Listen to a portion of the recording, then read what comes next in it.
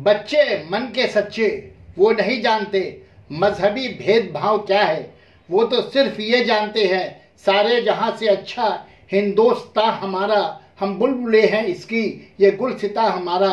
मजहब नहीं सिखाता आपस में बैर रखना, हिंदी है हम वतन है हिंदोस्तां हमारा। पर ये बात उन कमअक्ल फिरका परस्तों को कौन समझाए जो मजहब के नाम पर हिंदू मुस्लिम इत्तेहाद को तोड़कर हिंदुस्तान को कमज़ोर करना चाहती है। 76वां जश्न यौम आज़ादी के मौके पर मासूम बच्चों ने कौमी तिरंगा लहराकर यौम आज़ादी की खुशियां मनाई।